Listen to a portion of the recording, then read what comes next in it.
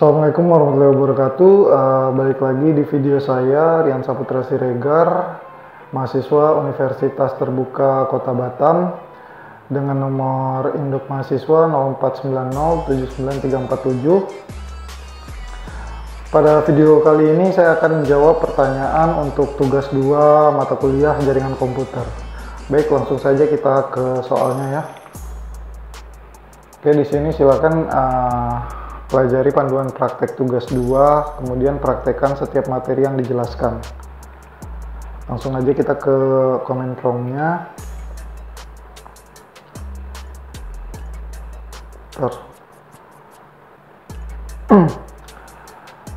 Yang pertama itu kita ada CD. Nah, jadi CD ini singkatan dari change directory ya. Fungsinya itu untuk merubah direktori kerja kita. Nah, misal pertama gini nih, kan saya sekarang lagi ada di drive C, folder user, kotak, OneDrive, dokumen kuliah semester 4. Nah, kita pengen tahu nih di semester 4 ini, di dalam folder semester 4 ini ada apa aja. Pertama kita gunakan dulu perintah dir. Di sini kelihatan ada analisa dan perancangan sistem, belajar di era digital, dan lain-lain. Misal kita mau pindah nih ke jaringan komputer, langsung kita ketik aja cd spasi jaringan komputer. Nah, jadi kita udah pindah ya ke jaringan komputer, ke dalam folder jaringan komputer sebagai folder kerja kita. Selanjutnya yang kedua ada CLS.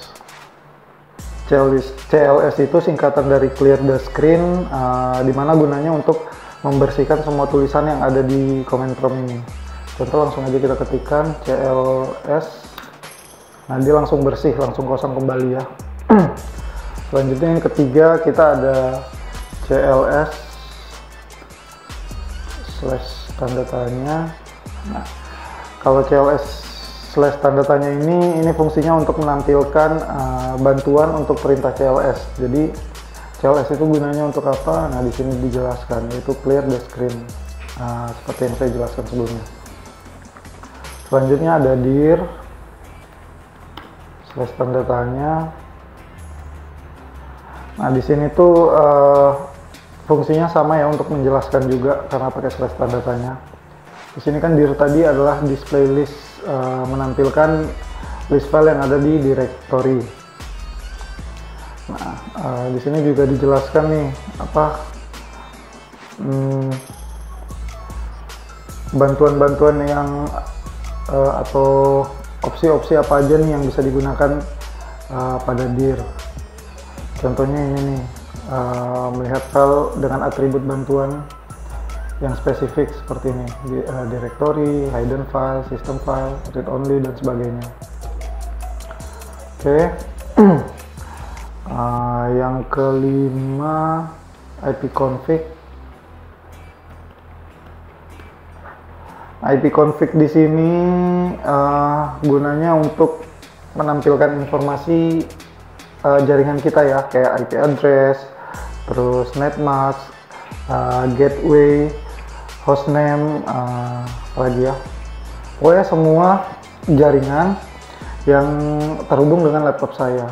Contoh, langsung aja kita jalankan.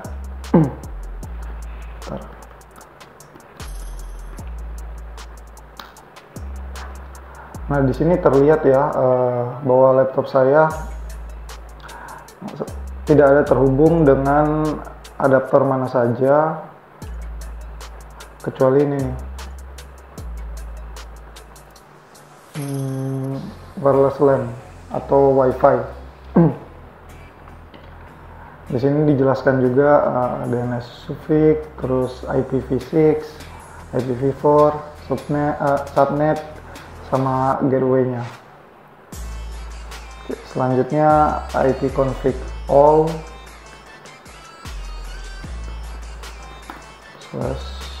/all.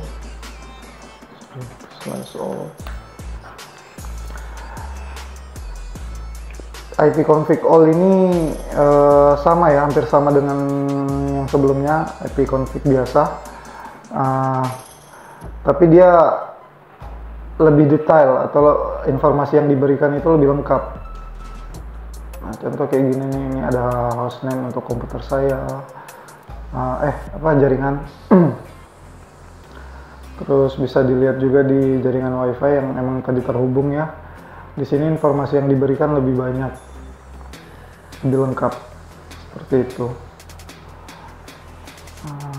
Terus selanjutnya kita ada ipconfig / tanda tanya. Nah, untuk ipconfig / tanda tanya ini digunakan untuk menampilkan bantuan terkait dengan perintah ipconfig tadi. Di sini kan kayak ada all, release, release 6, renew, renew 6. Di sini ada penjelasannya juga. / tanda tanya itu display this help message, seperti ini nih, dia kasih tahu nih, dia menampilkan fitur bantuan.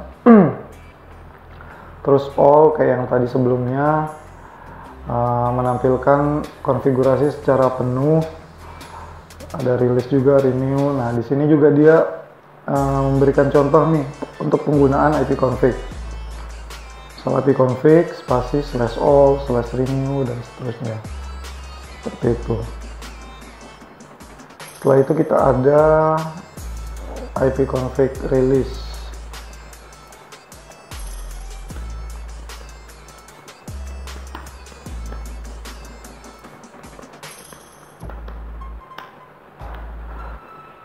Nah, ipconfig release ini digunakan untuk melepaskan atau mereset lah semua settingan IP address yang ada pada laptop atau komputer kita. Nah, bisa dilihat juga ini jaringan WiFi saya juga disconnect sementara ya, karena tadi kita nonaktifkan di menggunakan ipconfig release. Jadi IP address-nya dilepaskan seperti itu. Selanjutnya ada ipconfig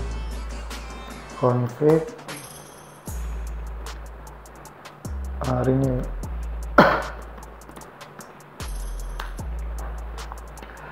Nah, kalau yang di renew ini digunakan untuk menetapkan alamat IP yang baru ya, jadi semacam di reset atau diperbarui untuk semua adapter jaringan. Koneksi ini akan ngambil nama koneksi lah secara spesifik, seperti itu. Jadi semacam pembaruan, diperbarui lagi ininya untuk IP address-nya. Selanjutnya yang ke-10 kita ada ipconfig display DNS.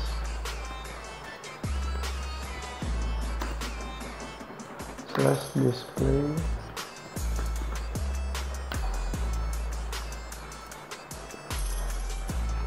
Nah, untuk ipconfig display DNS ini gunanya untuk menampilkan cache DNS atau apa aja nih yang yang pernah diakses sama komputer saya atau yang disimpan sementara gitu. Nah, ini bisa kita lihat ya, ada banyak cache yang tersimpan.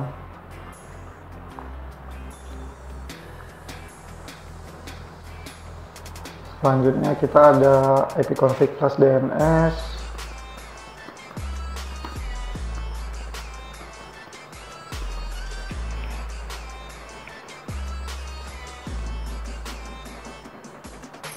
Nah, kalau ipconfig /DNS itu gunanya, kalau yang tadi kan kita melihat nih cache-nya, kalau ini untuk semacam clear cache gitu. Jadi fungsinya untuk mengosongkan atau clear cache DNS pada komputer kita. Nah, di sini kan bacanya successfully flush the DNS resolver cache. Nah, ini berarti dia udah dibersihkan seperti itu. Ini bisa kita cek ulang aja di ipconfig / display DNS. Nah, dia nggak sebanyak yang tadi gitu, udah berkurang. Nah, dibandingkan sama yang tadi, ini kan agak lebih panjang seperti itu.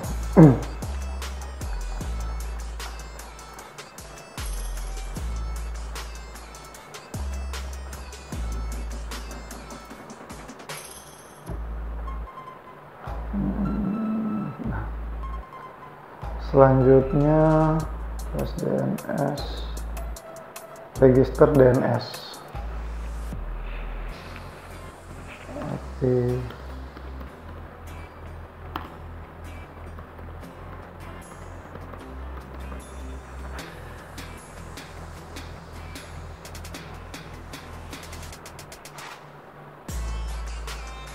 Nah, ipconfig register DNS ini tuh digunakan untuk mendaftarkan ulang ya DNS komputer saya ke DNS jaringan yang terhubung. Di sini juga bisa kita baca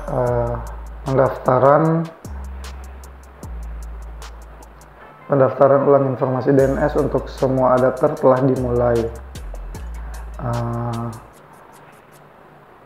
Segala error akan dilaporkan dalam 15 menit seperti itu di event viewer. Oke, selanjutnya kita masuk ke ping ya. Nah, ping itu singkatan dari package internet gopher kalau nggak salah, package internet gopher. Nah, itu maksudnya tuh melakukan pengecekan koneksi gitu dari komputer kita menuju server tujuan. Di sini saya akan coba ping ke Google, google.com. Coba ya.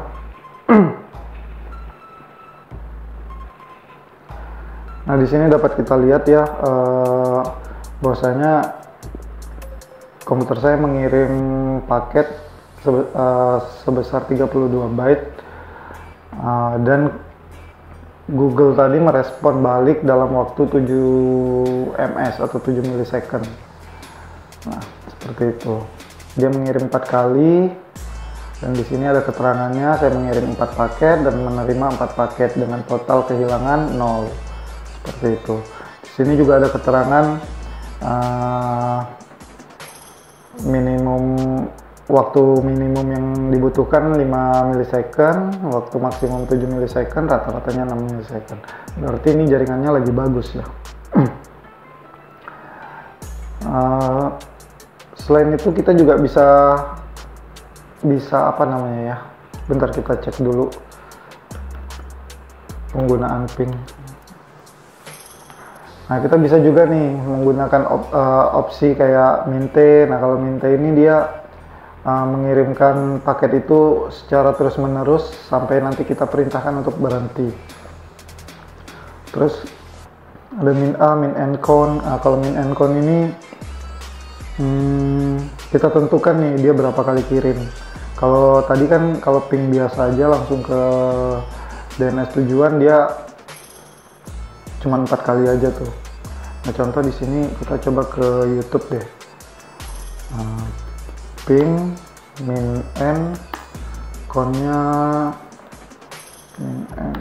misal 6 youtube.com.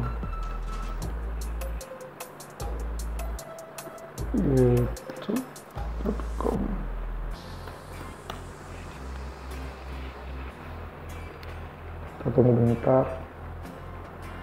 246. Nah, dia mengirim 6 paket dan di sini deh. Nah, saya mengirim 6 paket dan menerima 6 paket dengan total kehilangan 0. Waktu minimum yang dibutuhkan 6 milisecond, maksimum 8 milisecond, rata-ratanya 6 milisecond. Ini tergolong cepat ya, karena kadang ada yang membutuhkan waktu hampir setengah detik seperti itu. Selanjutnya ping udah, net start. Coba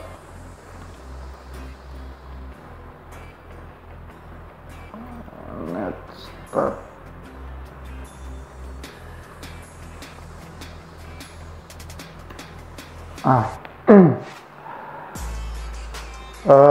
Jadi sambil kita tunggu ya. NetStart ini menampilkan daftar semua koneksi jaringan yang saat ini terhubung dengan komputer kita, baik itu koneksi keluar ataupun dia koneksi yang ke dalam atau masuk. Nah, ntar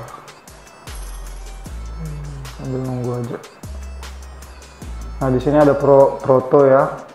Proto ini kayak jenis protokol yang dipakai. Di sini rata-rata TCP. Terus ada ini local address. Nah, ini nih stage. Kalau temwide ini maksudnya sedang menunggu koneksi. Kalau yang ini apa namanya, established, ini tuh artinya sedang terkoneksi, seperti itu. Selanjutnya habis net start kita ada tracer.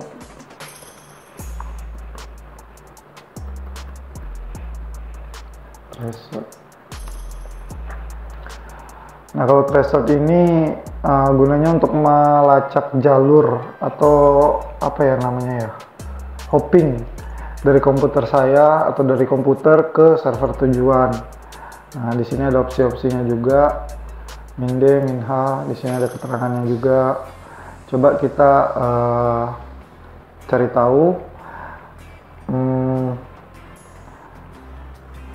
berapa hopping gitu, atau jalur apa aja yang dilalui dari komputer saya menuju Google lah, misalnya. Tracer.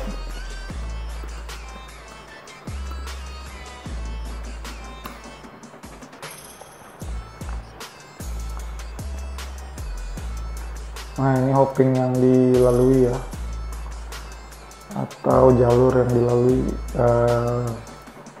paketnya. Dulu kita tunggu aja.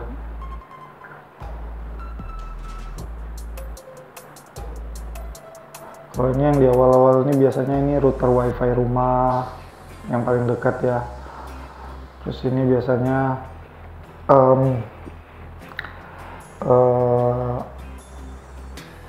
operatornya atau apa namanya, penyedia layanan, seperti itu. Kalau udah di sini-sini nih, udah di luar sana, mungkin udah di luar negeri gitu, sampai nanti ke YouTube. Ini kita percepat aja ya. Nah, di sini udah muncul ya trace complete. Nah, berarti di hopping atau di jalur kedua 4 inilah apa namanya, server si youtube.com tadi. Nah, untuk yang bintang-bintang ini itu biasanya perangkat yang ada di jalur tersebut dia tidak memberi respon. Nah, itu kadang normal ya. Itu biasanya emang servernya diatur untuk tidak menerima atau memberi respon permintaan. Bisa jadi dengan alasan keamanan atau sebagainya, seperti itu. Nah, lanjut yang ke 16 ya, petping.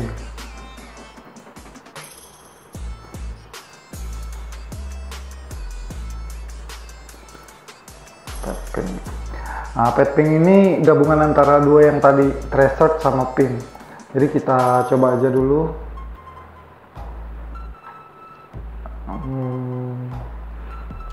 Kita coba petpingnya, tujuannya google.com.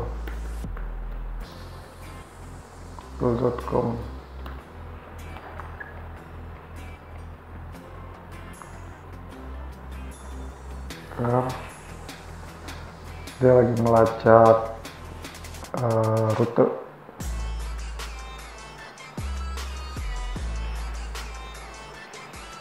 Kita percepat lagi ya. Nah, oke, ini agak lama tadi ya untuk petping. Nah, petping itu gabungan dari trace sama apa tadi, ping. Oke, di sini tuh ini tuh jalurnya nih. Ini jalurnya jalur 1, jalur 0, jalur 1, jalur 2 dan seterusnya. Terus yang ini bagian pingnya kayak ini paketnya total lossnya 0%, 1% seperti itu. Oke, lanjut kita ke NS Lookup.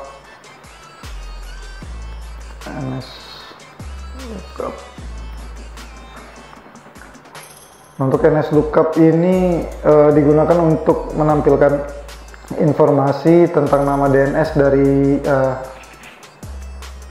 nama DNS dan alamat IP-nya.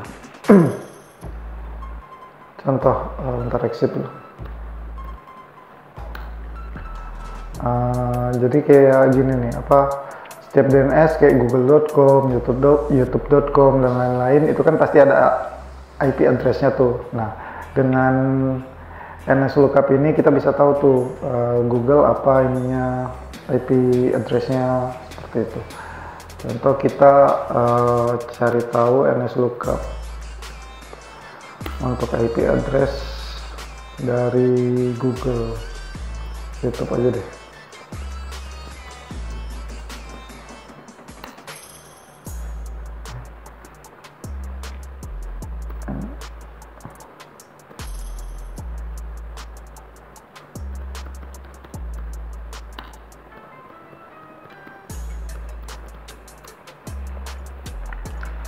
Nah, di sini IP address-nya ya, ada IPv6, IPv4 untuk youtube.com seperti itu. Lanjut yang ke 19 kita ada 18 ya, kita ada NetSH. Nah, NetSH ini untuk menampilkan atau mengubah konfigurasi jaringan komputer yang sedang berjalan saat ini. Untuk opsinya kita cek pakai slash.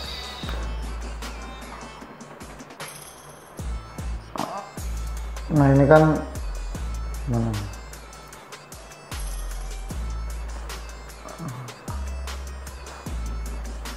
Nah, NetSH ini opsi-opsinya ada add,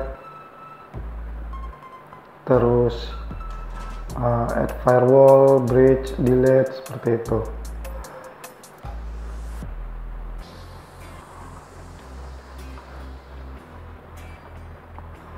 Oke, 19 kita langsung ke root aja.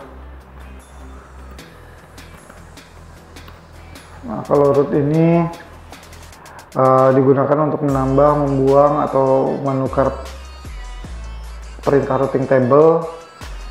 Untuk opsinya bisa kita lihat di sini ada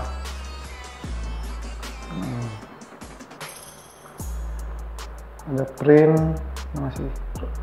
ada print, add, delete, change.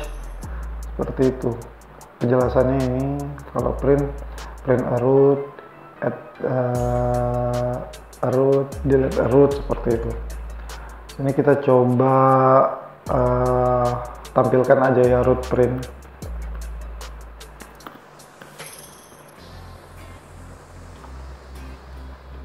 Root slash print. Oh, salah. Root print.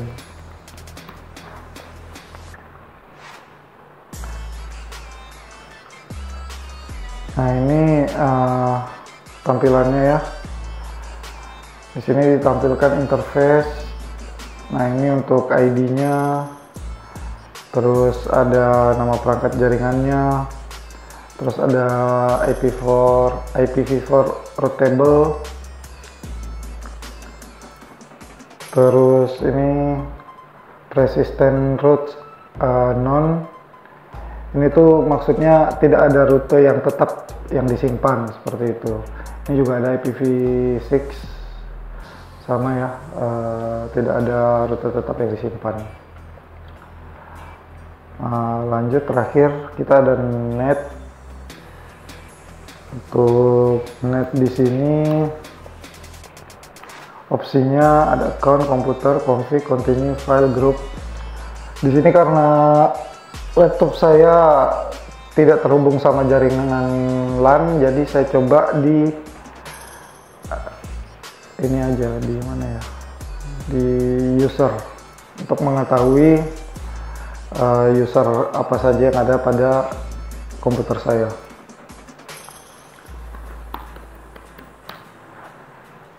Nah, di sini nama komputer Rian. Nah, untuk usernya ada administrator, kotak, default account, guest, dan lain-lain seperti itu. Baik, demikian jawaban dari tugas 2 jaringan komputer. Mudah-mudahan jawaban yang saya berikan sudah sesuai dengan apa yang kita harapkan. Akhir kata saya ucapkan terima kasih.